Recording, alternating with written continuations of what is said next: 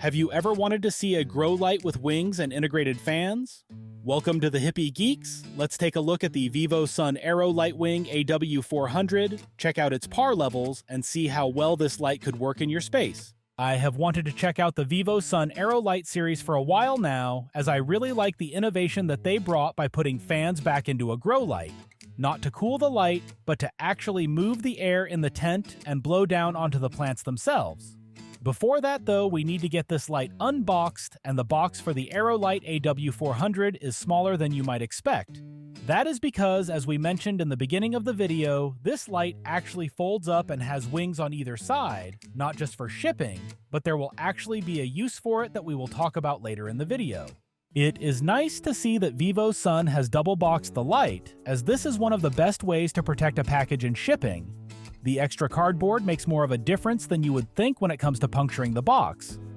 Once we have the inner box opened up, the first thing you are going to see is the product manual, though we are going to just set that aside for now. Next up is the accessories box, which comes with a data connection cable and the two ratcheting hangers that this comes with. I know that a lot of folks toss those data connection cables, but in this instance, you do not want to lose that, as you are absolutely going to need that at some point in the future to connect to the Vivosun Grow Hub, but we will talk more about that later. After that, you just have to remove the high-density foam packing material that they use, and the light looks like it survived just fine. The final thing we need to unpack is the high-quality power cord that they sent with the unit, and this will plug directly into the integrated driver on the side of the board. As this is a board-style grow light that will not be any assembly needed, just pull it out of the box, hook it up, and you will be able to start using it immediately. This light comes with integrated solid hanging wires that hook onto the body of the light itself, and while I typically prefer to hook directly onto the light with the ratcheting hangers to save space in the top of the tent, these are actually pretty low profile and do make it really easy to raise and lower the light using the two included hangers versus putting one in each corner, so I will just leave it on there for now. You can remove them if you wish, but like I said, this is actually a really decent setup out of the box. With all of that said, it is time to unfold the wings for the first time and get a good look at the business side of this light. You can see that each wing is half the size of the main body of the light, and once they are swung out of the way, we can get a look at all of the LEDs that are on there, along with the two fans that will be moving the air in the center of the main body of the light. This unit is super solid, and the build quality is excellent. With this light, they are using their enhanced zinc alloy hinges, which is going to give you greater stability and durability.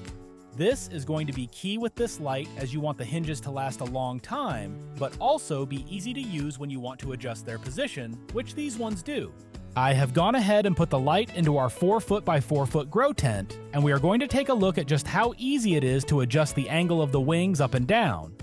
What this is going to let you do is focus the light where it matters most, and I can see this being the most useful when you are growing one or two plants in the center of the tent, and you can bend the wings down to focus on the canopy where it makes the most sense, instead of letting it go where it may not be needed. We also need to talk about something you are not going to see on this light, and that is a dimmer dial. They have decided to not include a dimmer dial or on-off switch on the body of the light itself, and the only ports you are going to find on here are a spot for the power cable, and then two ports for different data connection cables. Out of the box, this light will be on full blast all the time in its veg setting, which will work out well for a lot of folks. However, the light does have a dimming function. You just need to use their Grow Hub to be able to access that feature. This is the Vivosun Grow Hub, and while I am not going to squeeze in an exhaustive review of this unit in this video, I do want to talk about it and what it brings to the table. This unit gets its power from the data connection cable that you will use to connect it to the light, which is great. It is going to let you control all of the lighting settings, including the dimming function, and it is also going to let you adjust the settings of the fans that are on the lights as well. Not only that, but it will allow you to control other products in the Vivosun ecosystem, including exhaust fan or oscillating fans, and it shows you the temperature and humidity both inside of the tent and outside of it, which is really amazing. Not only can you do all of that on the Grow Hub unit, but this also allows you to adjust all of these settings on your phone via the Vivosun app, which is actually a lot more useful than I expected it to be.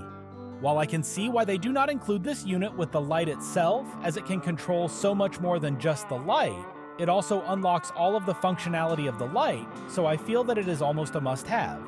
Let me know in the comments if you want me to make a dedicated video about this unit itself, as there is so much more that it can do than I will be looking at in this video, but I did want to touch on it before we get into testing. First up, we are going to be measuring the PAR levels with the Vivosun AeroLight Wing AW400 hung at 12 inches above the sensor, and if you look at the PAR map on the right side of the screen, we are showing things a little differently this time. The green square is the 4 foot by 4 foot shape of the tent, but I am also showing the rough size of the light itself with the gray box in the center of the map. This light is around 26 inches by 26 inches, which means that there is going to be about 11 inches of space between the edges of the light and the tent walls. That is going to be why we are going to see such crazy light fall off at these lower hanging heights. The central area is sitting at 1359 PAR, with the levels directly under the light being very solid as well.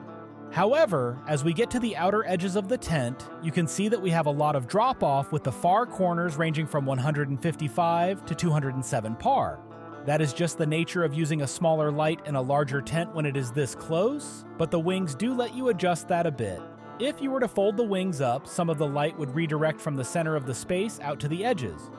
What I think could be really interesting would be to see what the light levels would be in a 3 foot by 3 foot tent, or really we could actually squeeze this light into a 28 inch by 28 inch tent, and if you would like to see either of those results in a future video, let me know in the comments down below.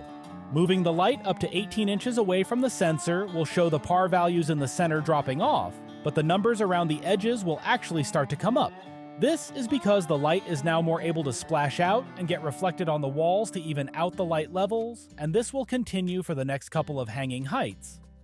Looking at the Vivosun recommended hanging heights, and for flower they are recommending that the light be hung at 14 inches, with the dimmer set to 75% in early flower, and then increased to 100% in late flower to maximize the light levels as the plant finishes out. I would normally not be comfortable with the light being that close to the plants, but with the integrated fans that is definitely something that is doable, as the integrated fans will keep the canopy moving, reducing heat and the chances for hotspots developing. Looking at the power draw of this light, we were pulling 408 watts from the wall, with it turned all of the way to 100%, and we tested it at a few more light levels as well to give you an idea of how much power it will pull from the wall at different settings. With the light set to 80, the light was pulling 348 watts from the wall. When we moved it to 60, the light was pulling 252 watts. With it set to 40, the light was pulling 165 watts from the wall. Finally, moving the setting down to 25 on the light brought the power draw to 100 watts. 25% is the lowest that this light will run, and trying to set it any lower than that will just have it shut off or round back up to 25. Next up, we are going to move the light to 24 inches above the sensor, and in the center of the tent we are going to see just over 700 PAR, while it is going to be between 264 and 347 PAR around the edges of the space. This would be a really great spot to hang the light for a lot of the things that folks are going to typically be growing in a tent like this, especially with being able to dim the light to your desired level. We did a lot of measurements with the light dimmed as well, which is what the PAR X numbers that you see are for. With the light hanging at 24 inches like this, and the center PAR level at 718, with the light turned all the way up, the way to figure out what the levels would be at a different setting is to multiply the PAR reading by the PAR X number that is the closest to the setting that you want. Let's say that we have the light set to 60 on the dial, then we would multiply 718 by the PAR X number, which for 60 would be 0.64, giving us 450 PAR. You can do that with any of the readings on these charts, and that should get you pretty close to the right PAR level. Now that we have moved the light up to 30 inches above the sensor, we are seeing a maximum of 566 PAR in the center area, with the light levels staying pretty constant between 287 and 352 PAR at the far corners. The deeper I am getting into testing this light, the more I am appreciating being able to adjust all of these settings inside of the app on my phone, as it is just super easy to adjust things without even having to stand up and change them manually. I have never had a grow light that can be controlled by an app like this, and it is actually pretty great. I wish that the functionality was just built directly into the light itself, and that you didn't need to use the Grow Hub to access all of it, but that is the way that Vivosun has set this up. The Grow Hub does bring a lot of other functionality to the table though, so I feel that it is well worth the asking price for it, but it would be nice if it just came with the light instead of having to pick it up separately. I am going to recommend that they find some way to do a bundle deal that just comes with both units in the same box, as a lot of folks that buy this light are going to want access to all of this functionality anyways. Finally, with the light hung up at 36 inches above the sensor, we are looking at 468 par in the center area of the tent, with between 283 and 340 in the far corners. These are actually really decent numbers considering how far from the sensor the light is at this point, but really you shouldn't be hanging the light this far from whatever you are growing, just move it closer and reduce the power level on the dial.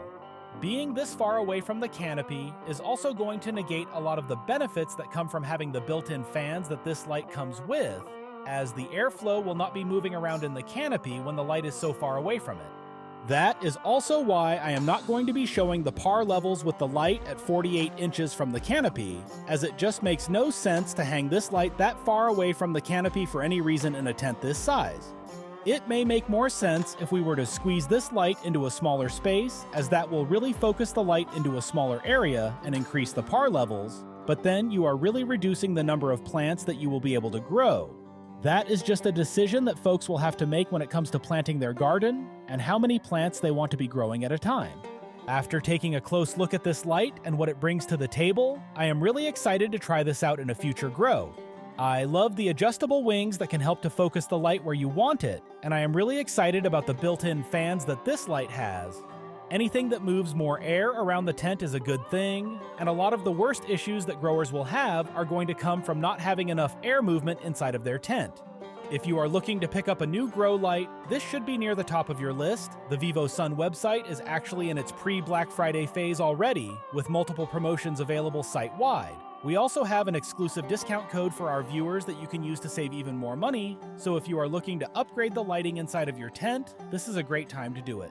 A big thank you to Vivosun for sending over the AeroLight Wing AW400 and the Grow Hub for us to check out. And if you want to try out any of their gear for yourself, make sure to click on our links to their website in the description down below and use the discount code GEEKS at checkout to get an additional 15% off of your entire order.